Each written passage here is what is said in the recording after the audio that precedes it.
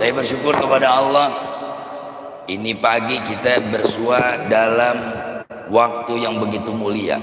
Setelah semalam kita nisfu Sya'ban. Bawa air. Bawa air enggak? Di kemana yang bawa air? Orang-orang minum. Susah banget sih. Betul enggak? Repot banget nyari dalil tiba kata air.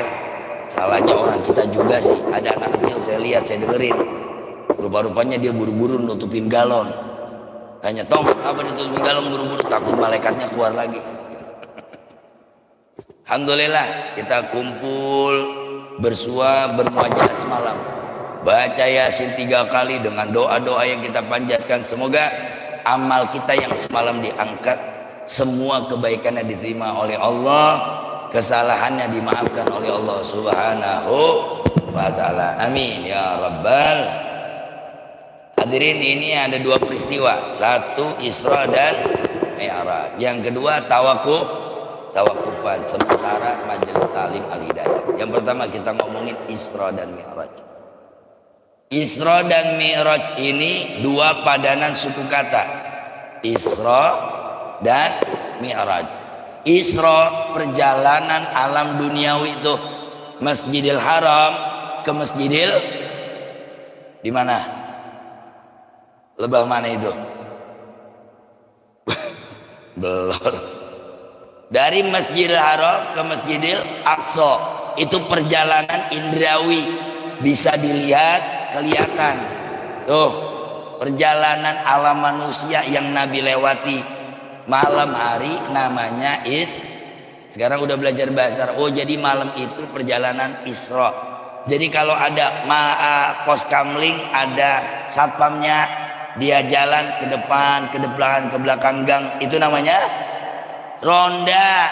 Kata siapa Isra sih? Kena dia gue kerjain ya. Isra bae ya. Jadi perjalanan Nabi minal Masjidil Haram ke Masjidil Aqsa itu alam indrawi. Kata Nabi, la tasuddu rihal illa bisalasati masajid. Jangan kalian lakukan perjalanan sungguh-sungguh kecuali ketiga masjid nih. Masjidil Haram, Masjidil Nabawi, Masjidil Aqsa. Karena itu adalah perjalananku waktu Isra Mi'raj. Artinya kalau belum sampai ke Masjidil Haram, belum sampai ke Masjid Nabawi, belum sampai ke Masjidil Aqsa, wayahnya maka Al-Hidayah. Betul nggak? Kadang-kadang tibang Al-Hidayah, ya Allah, deket banget pakai Google Map. Mana ini Masjid Al-Hidayah? Saya pakai Google Map nyasar ke sono tadi no. La ilaha illallah. Ya, orang kagak sama masjid ngapa anti ya. Kata Nabi disuruh datengin masjid tuh. Orang bangga datang ke Bali, orang bangga datang ke puncak, nyari jurang, cuman numpang ngopi doang, betul nggak? Orang sekarang tuh laguannya. Padahal kata Nabi, jangan lakukan sebaik-baik perjalanan kecuali ke masjid. Dan perjalanan Nabi mai bainal masjid wal masjid. Alhamdulillah bapak-bapak telah menjalankan sunnah Nabi Muhammad sampai di masjid. Kenapa?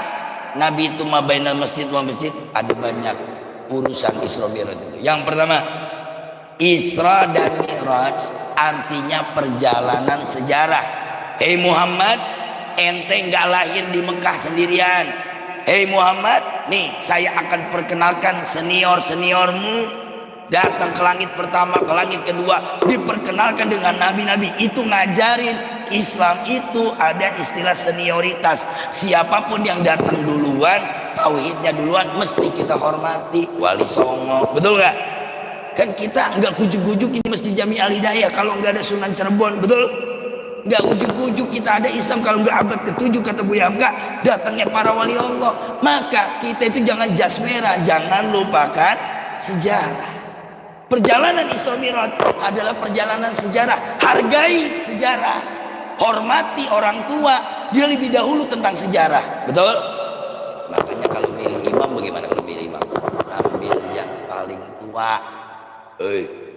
Yang rada tua pada nyoblos yang muda. Aduh, emang disuruh yang tua ya. Yang tua maksudnya apa? Dia lebih berpengalaman, dia tahu betul Al-Hidayah ini bagaimana lingkungannya. Bukan Apip atau bakal kali Ustaz Ali Hashim. Bukan Ali Hashim sama Apip nggak bisa imam. Kalau ada Kiai Miftahul Ulum, beliau lebih apa? Akbaruhu sinnan, lebih tua usianya, monggo duluan gitu. Sama kayak Nabi Muhammad. Waktu Nabi Muhammad udah mulai sakit, bahkan di hari-hari terakhir beliau mau wafat, Abu Bakar yang maju. Bukan Umar nggak bisa, bukan Ali nggak bisa, justru Abu Bakar akbar husinan yang paling senior. Artinya apa? Agama ini harus mengakui runutannya. Jangan berdiri sendiri, cuman ngaji sama YouTube, kagak kenal Kiai Miftahul Ulum, nggak ngaji di Al-Hidayah, langsung tiba-tiba menjadi benar sendiri.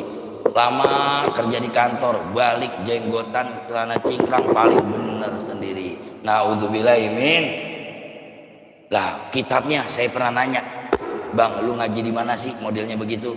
Nama kitabnya Al-Yutubiyah. Ada juga kitab namanya Al-Instagramiyah. Kiainya namanya keren, Kiai Haji Google.com. Oh, jenggotnya panjang banget. Bid'ah, bid'ah. Haula wala quwata. Lihat Nabi Muhammad dikenalkan dengan senior-seniornya. Hei Muhammad Adam alaihissalam, hei Muhammad Daud alaihissalam. Ini ada Nabi Soleh, terus begitu.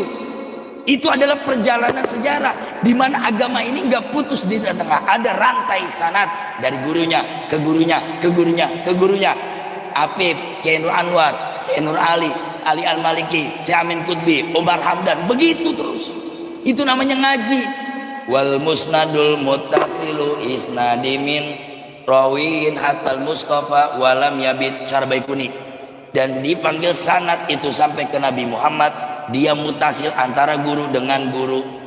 Makanya Isra Mi'raj adalah sanad mutasil, di mana Nabi Muhammad nggak berdiri sendiri di Mekah, dikenalin ini Muhammad ada Isa alaihissalam, ini Muhammad ada Musa, ada pendahulu-pendahulu, hormati pendahulumu.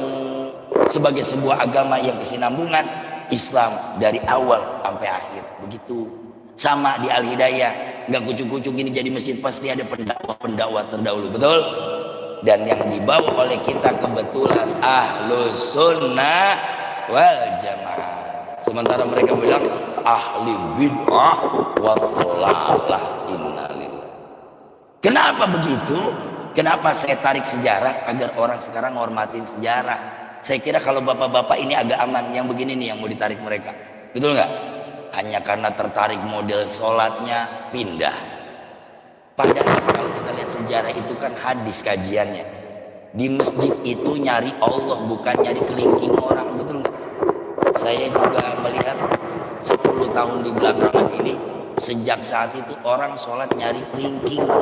Dari kecil kita ngaji ke masjid nyari Allah, jangan nyari Allah.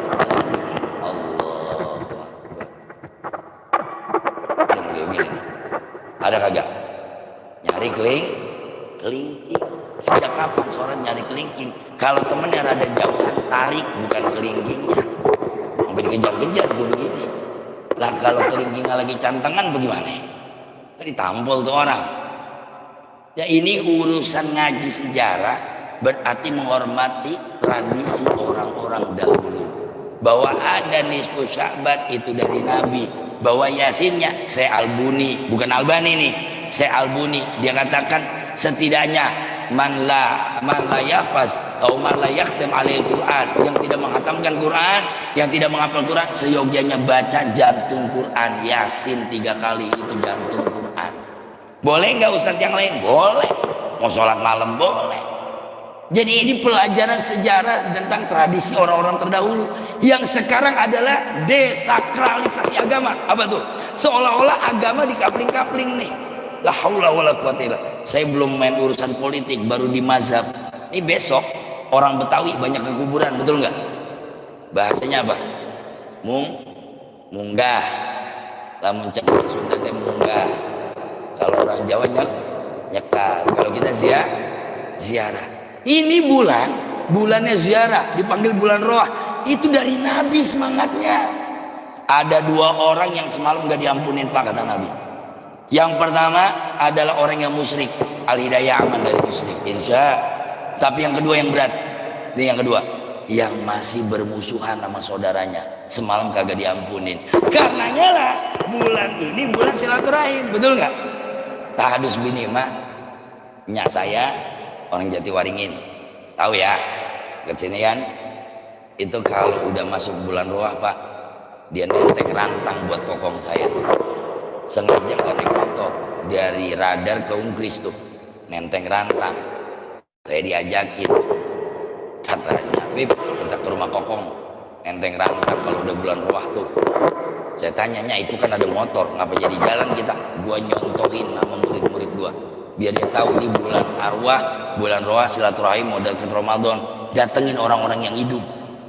Dia nenteng rantang, rantangnya 4 lantai, yang paling bawah semur, semurnya 2, dagingnya tahunya 14, jarin banyakkan tahunya, aki-aki, lantai dikit atas bekasem sayurnya tuh, di atasnya ada lontong sayurnya, ada lontongnya tuh.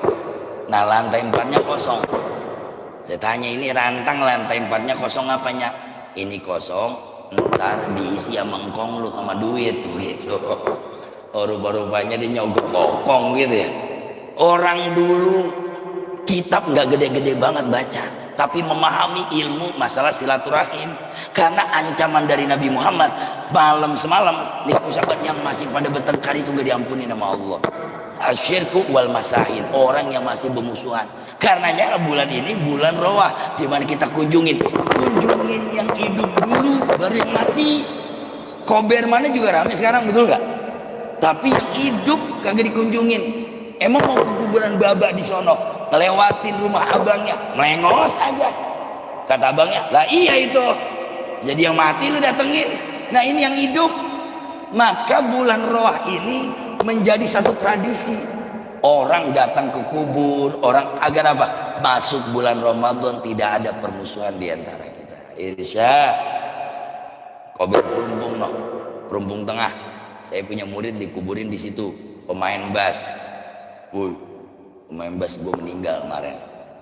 Lah gue kuburin si Adit tuh, temannya dia pada tuh. Pindah jangan di bass. Itu dia meninggal dunia. Wah kalau Perumpung Tengah gurih Pak. Kalau di sini mungkin aman. Kober Perumpung Tengah banyak ustadz joki. Tahu nggak ustadz joki? Tukang gali kubur jadi ustadz karena banyak duit tuh di situ. Pakai peci dah. Mending kalau begini lurus, rada mengor begini tuh dikit. Rada mengor dikit begini. Dia pakai kain, bukan BHS, HBS. Tuh balik tuh habis kain ya. Ditungguin datang ibu-ibu turun dari Fortuner. Bu, mau dipimpin doa. Alhamdulillah. Perumpung Tengah banyak tuh Pak. Alhamdulillah. Makanya ngaji di Al-Hidayah tuh ibu-ibu. Oke aja lagi. Ayo Pak pimpin. Ibu. Yang ini Pak. Baik. Mari kita doa bersama.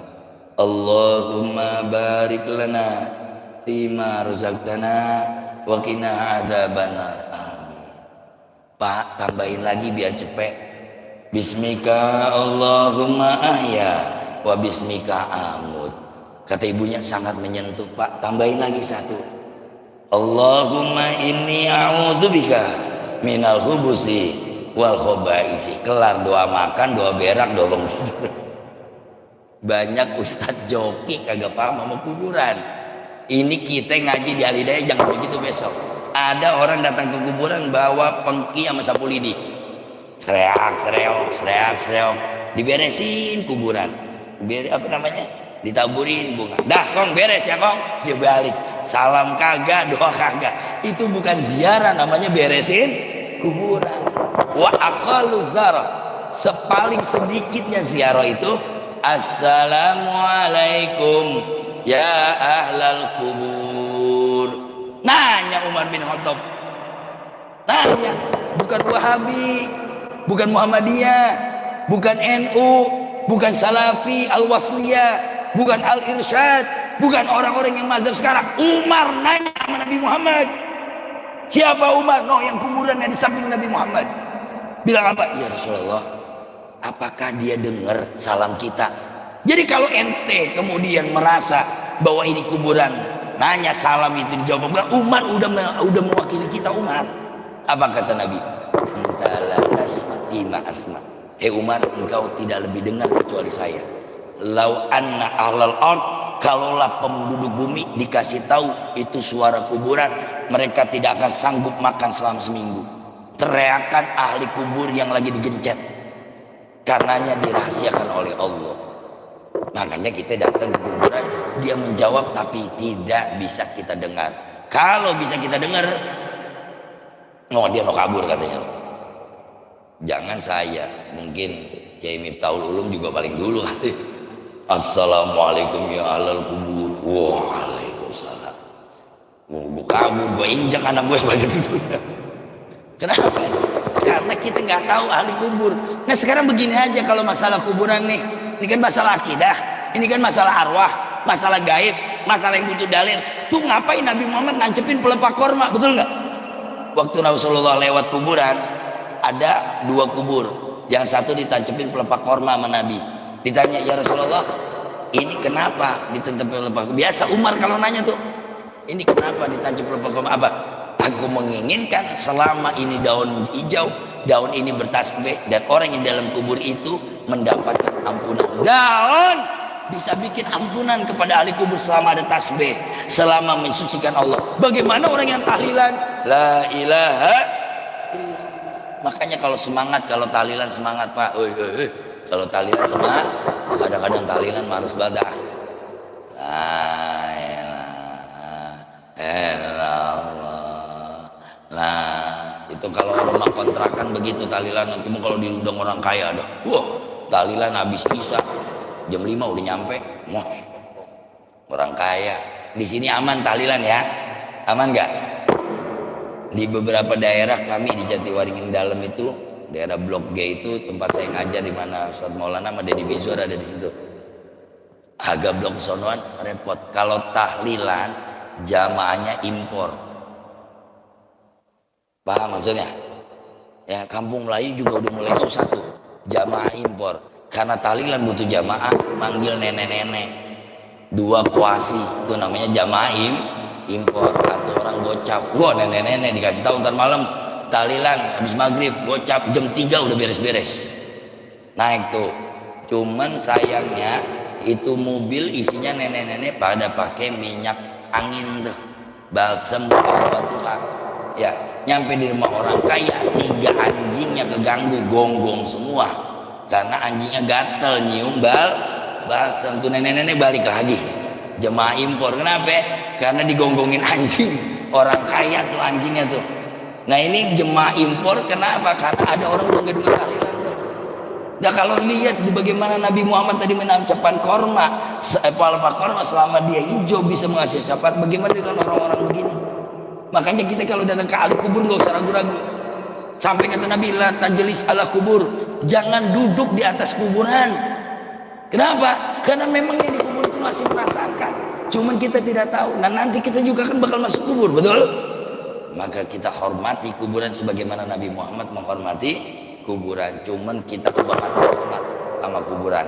Ingat waktu kecil lewat kuburan, tuh numpang lewat. Tuh numpang lewat anak bagong. Nah itu orangnya tuh, dia tuh kalau deket kuburan tuh numpang lewat, padahal disuruhnya assalamualaikum ya ahlal kubur. Nah kami kembali ke Isra Mi'raj, itulah alam ruh, dimana ruh itu waktu itu Rasulullah dalam jasad mulia tuh, para nabi-nabi sampai naik ke langit, sampai turun naik lagi. Karena Nabi Musa bilang, Muhammad, orang al-hidayah kagak bakal kuat sholat 50 waktu, betul nggak? Yang 5 waktu aja ribet, apalagi sholat subuh. Ya, alhamdulillah subuh banyak ini, alhamdulillah. Kalau di musola saya juga bukan sombong Pak, ya musola saya tuh subuhnya penuh full, karena musolanya kecil, gampang penuhnya. Apalagi covid corona sampai luar-luar itu, karena jaraknya semeter 3 meter ya. Ini kita datang subuh, malu sama orang Kristen, bener dah, malu sama orang gereja. Ini kalau ada non muslim di sini saya banggain. Di masjid sendal hilang, di gereja nggak ada istilah sendal hilang. Nah kan makanya lu pakai aja ke masjid. Di gereja kagak ada sendal hilang. Nih orang kalau ke gereja, nih minggu pagi, ayo ke Pantai Kostano, Cawang, jas, betul nggak? Jas. Saya punya tetangga namanya Bang Robert Manurung tuh, depan rumah. Itu kalau minggu, kebaya, nyalon, mau ketemu Tuhannya nyalon. Kagak ada yang sepatunya itu kagak mengkilap. Tuh. Padahal semangat itu adanya di ini, di Islam. Ya ayyuhalladzina amanu khuzu zinatakum inda kulli masjid. Kalau ke masjid pakai yang terbaik. Bawa ke masjid yang terbaik. Gamis, imamah, gak apa-apa, Pak. Besok ya tarawih pada pakai imamah ya. Paling kata cucunya, mau festival di mana, Kong? Pakai imamah tuh. Orang Kristen aja kalau ke gereja malu kalau pakainya jelek. Ini kadang-kadang anak muda belakangnya ada tulisan paling depan. Betul nggak? Udah belakang ada tulisan paling depan, kebaca dari belakang bacaannya. Kaos jogger itu paling iseng kalau bikin kaos. Bacaan agak tanggung-tanggung.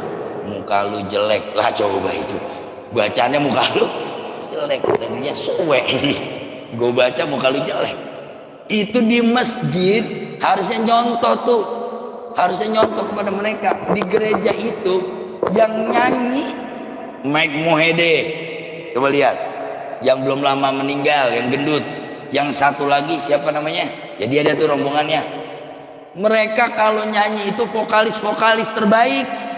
Maaf, anak hadroh. Saya doain anak hadroh masuk surga, amin. Bareng sama hadroh-hadrohnya bawa sono. Anak hadroh, mau nggak mau ini menjadi PR kita yang muda. Kenapa gereja itu menarik? Karena solisnya, vokalisnya oke-oke. Kenapa masjid kemudian gak menarik? Ya itu dia, rombongan wal asri wal maghrib innalillahi. Sholat ya ilaha illallah. Bangun, bangun. Jangankan orang Kristen, saya punya anak paling kecil, bangunin saya, Abi, ada setan. Tuh. Suara masjid dikata setan. Duh, memang bukan salah masjidnya. Mana anak muda, kalau orang tua masuk masjid, ini katanya Isra Mi'raj nih, kalau orang tua masuk masjid Jibril nggak kaget, tapi kalau dia hari ini Jibril kaget nggak malu? Lu masuk masjid subuh-subuh, kaget nggak sekarang nih? Bukan kaget lagi, di prank, ya nggak? Masya Allah, anak muda masuk masjid itu bikin malaikat kaget. Kalau orang tua, ya namanya juga orang tua, apalagi besok taraweh. Di sini 11 sama 23? 11 atau 23? Boleh. 23 Saudi Haramain, Mekkatul Mukarramah 20 tambah witir 3. Kalau Madinah 36. Imam Malik 36 rakaat. Di sini 11 masih cakep. Nah, dia nih rombongannya 2 rakaat cabut. Ntar datang lagi witir. Iya, gue tahu, gue kayak lu dulu. 2 rakaat cabut dah. Tapi alhamdulillah kalau kita memperbaiki masjidnya, insya Allah akhlaknya baik. Jadi Isra Mi'raj secara inti, saya inti saja sudah cukup terang ini, bahwa Isra Mi'raj mengembalikan jiwa kita ke masjid. Yuk kita bersatu di masjid. Caranya tidak ada persatuan tanpa ilmu. Nah ini natijanya dengan pengajian. Kenapa kita saling menyalahkan? Karena ada ilmunya. Bapak pernah lihat orang atayat begini? Ini kalau nggak ada ilmunya, dikata-katain ini orang, betul nggak? Nggak boleh ngatain orang yang atayatnya begini, dia punya dalil. Al-Imamul Baihaqi dalam kitab Ibanatul Akam, Syarah Bulughul Maram. Imamul Baihaqi mengatakan, aku mentalkis antara menggerakkan asyhadu alla ilaha illallah dengan dari awal dan menggerak-gerakan Imam Baihaqi menggerak-gerakan. Jadi mereka yang menggerak-gerakan pakai Imam Baihaqi, yang ngatain dia ngatain Imam Baihaqi. Tuh. Nah kita Imam Syafi'i asyhadu alla ilaha illallah. Sebagian teman salafi dari pertama asyhadu alla, dari pertama at-tahiyatul barakat. Jadi masalah begini itu adanya di ngaji. Kalau kagak ngaji berantem aja urusan, betul nggak? Lu ngapa sih gini? Gue iseng banget ngeliat lu begini itu. Iseng, ini Imamul Baihaqi, nggak boleh. Jadi saya tanya, begini boleh, begini yang nggak boleh gimana? nih. Asyhadu alla ilaha illallah. Atau ente kan teman Persija, asyhadu alla ilaha illallah. Itu waktu ngaji sama Abuya, saya ngaji dengan Kiai Haji Saifuddin Amsir. Pip, jangankan begini Pip, begini aja boleh begini. Bapak tahu, begini boleh nih. Pernah, saya yakin Kiai Miftahul Ulum belum tahu nih kalau begini boleh. Benar, begini boleh. Bukan di kitab. Kalau emang dari kecil dia udah pencet begitu tuh. Begini gak boleh atahiyat. Reseh. Ya maksud aneh gini boleh. Allahu Akbar boleh? Boleh? Fisudur Bulughul Maram Pak. Banyuwangi Sukabumi santri baca itu. Nih Pak Ustadz dari Cirebon, Bulughul Maram. Allah. Nah kita tahta sudur baina surah wa Allah. Syafi'i, Hanabilah, Hambali, di bawah pusar ada Hanafi, Turki, lihat tuh Recep Tayyip Erdogan. Allah. Baca banyak muqarranatul mazhab, perbedaan mazhab. Jadi begini boleh, begini boleh, ke atas sedikit boleh teman-teman salafi. Bahkan memegang lambung pun ada.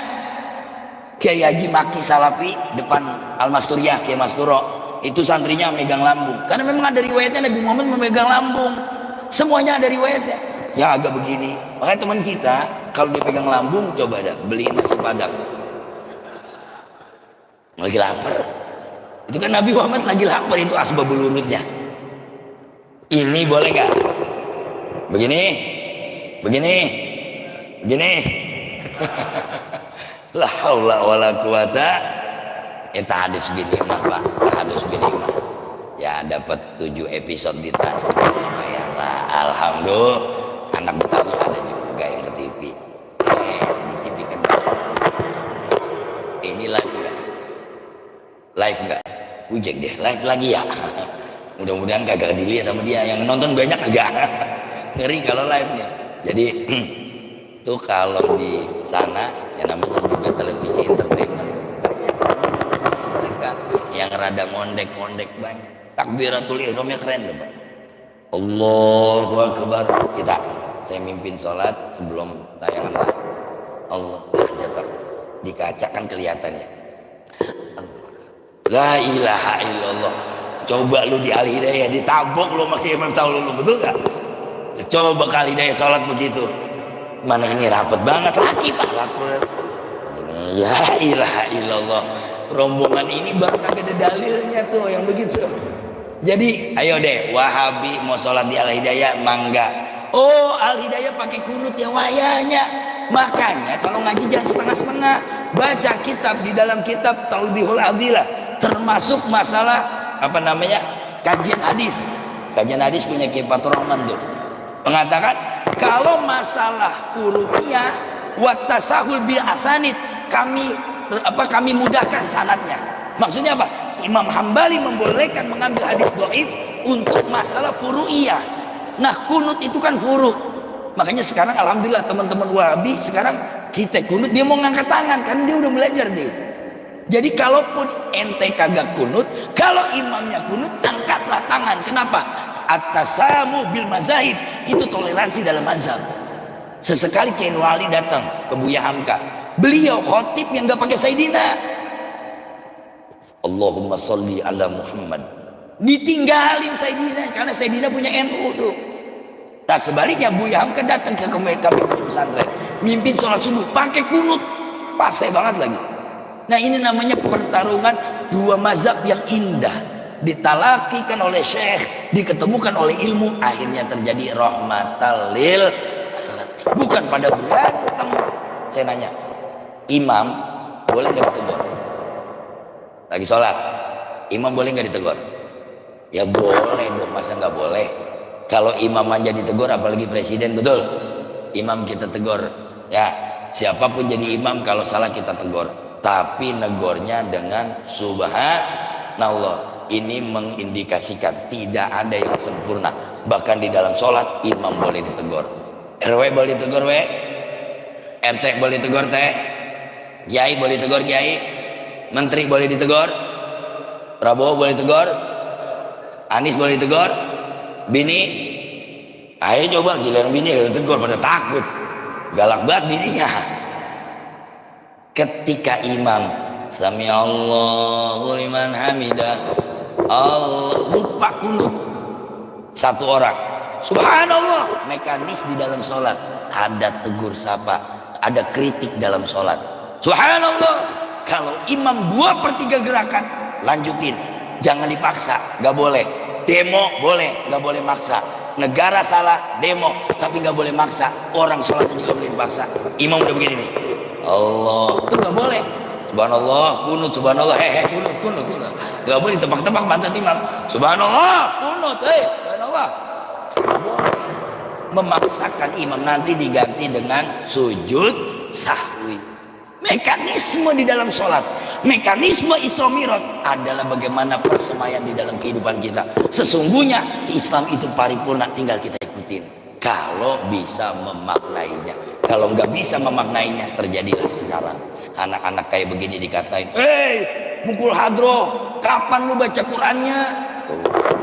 Ya, padahal ini juga syiar agama Allah, tapi memang betul akhirnya yang terjadi adalah mereka yang rajin Isra Mi'raj, mereka yang rajin maulid, tapi kurang rajin ke masjid. Betul? Saya kajian di teman-teman Wahabi, Pak. Kalau subuh full di Villa Nusa Indah, itu teman-teman Wahabi semua. Saya diminta kajian di sana. Saya dari NU-nya. Mereka semua Salafi Wahabi. Tapi kalau subuh full, apalagi Jakarta Al-Azhar tuh full. Jadi urusan maulid kita full, tapi urusan jamaah kita masih punya PR, betul nggak? Sementara mereka maulidnya nol, tapi lembangan jamaahnya. Nah, ini mestinya kita sinergi. Coba kalau di Al Hidayah jamaahnya full. Mudah-mudahan setelah saya ceramah besok subuh sampai luar-luar. Amin. Saya ajarin ya. Mau saya ajarin nggak? Begini. Untuk masjid jamaahnya sampai luar-luar, tidak perlu repot-repot, cukup barisnya atu-atu ke belakang. Lancang depan, tuh, insya Allah sampai dah depan. Ini kadang-kadang masalah masjid berantem. Nauzubillah min dzalik. Saya kira alhamdulillah DKM Al Hidayah ini guyub, insya Allah. Nah, terakhir masalah tawakuf. Saya cuma kasih 3 pesan ngaji biar jadi berkah. Saya yang diri di sini bukan hebat saya, tapi hebat guru saya dan ngajarin. Salah satu amaluha yasiru, lakin sawabuha mu'adzamun kabiru, imsakud dabah wa taqdumun ni'al wa sabul aidi fi wa sabul ma'i fi aidi rijal. Ada 3. Yang pertama apa? Kalau mau ngaji ilmu berkah, imsakud dabah, siapin kendaraan guru. Imam Malik kalau turun dari kuda itu guru, jangan, nggak usah Imam Malik deh, Kiai Marzuki Bimirsot Jatinegara tuh, Rawa Bangke sekarang jadi Rawa Bunga. Guru Kiai Nur Ali, guru Kiai Abdul Syafi'i. Beliau dalam riwayat kalau turun, guru Marzuki kan agak pendek orangnya, keturunannya dekat rumah saya guru Gopur. Memang itu tanya saya, kalau lu mau lihat guru Marzuki Bimirsot, lihat guru Gopur tuh. Nah itu keturunannya yang paling mirip. Memang maaf agak pendek. Kalau beliau turun dari kuda, muridnya bareng-bareng berebut jadi talenannya karena pendek beliau. Kalau beliau turun dari kuda, ada nggak bocah kayak sekarang begitu tuh? Ya Allah, maksudnya apa? Ente mungkin nggak usah repot-repot naik kuda. Tuh motor guru beresin, ambil sini guru, saya yang parkirin, guru berangkat. Ini kagak, guru parkirnya sebelah sono guru. Mana ada besek 3. Lah kalau jatuh hampar-hamparan, siapa yang mau ganti? Kalau punya otak mah guru turun dipaletin, betul? Hotel aja dipalet, masa guru dibiarin? Imsakun dabah. Bahkan kami ngaji 2007 sama Mualim Syekh Azami almarhum Allahyarham di depan rumah sakit Harum Pak Kalimalang. Itu banyak guru-guru besar, termasuk Kiai Munawir juga tuh ngaji tuh. Itu kalau beliau turun dari Kijang Grand Extra tahun 96, tahu? Yang long tuh, warnanya abu-abu tuh, Kijang Toyota Grand Extra tuh. Itu kalau beliau turun berebut tuh. Ya kita karena masih junior, belum kawin, ngeliatin itu. Sepantaran Kiai Faktoni, sepantaran Kiai Ridwan Suryajaya berebut itu. Apa? Mobilnya Mualim pengen bukain. Itu ngajik tuh kayak gitu tuh. Mobilnya Mualim. Kemudian apa? Watak dumun ni'al, beresin sendal guru. Adus minimal 96. Guru Nur itu saya yang beresin sendalnya. Kalau ada bocah ngambil sendal Guru Nur, mohon berantem sama saya. Sendal guru kita yang pegang. Tapi bocah sekarang bener-bener sopret dah. Lah Kiai Habib sendalnya dipegang. Habis itu dia ngopi, lagi maulid, dia ngopi dah. Dibawa sendalnya ke tukang kopi. Habib Jindan keluar, sendal gue mana ini? Dibawa, dia bawa ngopi dah tuh. Sendal guru, kendaraan guru. Yang terakhir, wasabul ma'i fi aidi rijal, bekas cuci tangan guru. Fa innahu barokah, itu di tangannya ada berkah, kita cium tuh. Ini berkah, ya, ini berkah, ini sebuah mahabbah, ini berkah, ini. Makanya ada yang bulak-balik, tapi enggak semua Habib atau guru demen dibulak-balik. Ada yang habis dibulak-balik langsung diurut. Seleo, blubak-blubuk ya. Ini sabul ma'i fi aidi rijal maksudnya apa? Cuci tangan guru. Tuh Habib Umar kalau di Al-Hawi cuci tangannya dulu waktu masih belum terlalu kenal, berebut. Saya melihat sendiri dengan mata kepala saya. Habib Ut ambil bekas kobukan Habib Umar. Sekali berhabib Ut di Al-Hawi. Sebab beliau kemudian tuangin itu air, kita dibagi. Ini bekas Habib Umar. Tuh begitu tuh ngaji. Dan bukan sombong, akhirnya air kita itu diminum oleh murid-murid kita. Ya, saking pengen berkahnya tuh murid kita, kopi baru jadi diminum sama dia. Saya belum minum, udah diminum sama dia tuh. Ya, boy. Ya, kalau guru udah ngantuk, bikinin kopi. Kayak minta ulum, jangan sampai air belum ada, dia udah ahok-ahokan. Sebelumnya pernah dengar nggak Kong Kiai Nur Ali itu berkah dari guru Marzuki bin Mirsad apa? Kong Kiai Nur Ali guru kita yang ngomong Kiai Sa'duddin bin Haji Ma'an itu guru, masya Allah, guru mulia kita, tangan kanan Kong Kiai. Rupa-rupanya begini Pak, katanya selama ngaji di Rawabangke, Kiai Nur Ali itu selalu bikinin kopi guru Marzuki bin Mirsad. Jadi sebelum majelis taklim, kopi atau apa udah ada. Sampai saking cintanya guru sama murid, mualim sama murid nih, karena udah bikin kopi, puasanya dibatalin. Kagak bikin kecewa murid. Puasa sunnah. Belajar hadis Senin nih, taruh kopi. Beliau lagi puasa, demi murid Kiai Nur Ali yang udah bikin kopi, itu diminum. Kenapa begitu? Karena pengen membahagiakan muridnya. Tuh, sampai ada istilahnya kalau buat kayak beginian mah ya. Ya Allah, sedikit amat, senampan dibagi 4, yang banyak buat Pak. Siapa itu ngomong? Waduh, buat saya, Pak Camat. Ya, kalau urusan berkah paling dulu, padahal berkahnya berkah guru tuh. Jadi itu 3 hal kalau pengen berkah. Biar ngaji itu, mungkin kalau ngaji di Al-Hidayah kita udah bukan nyari ilmu. Kenapa? Ilmu udah kebangatan habis dah. Hari ini pembahasan, besok dia lupa lagi, betul nggak? Tinggal berkahnya doang. Insya Al-Fatihah.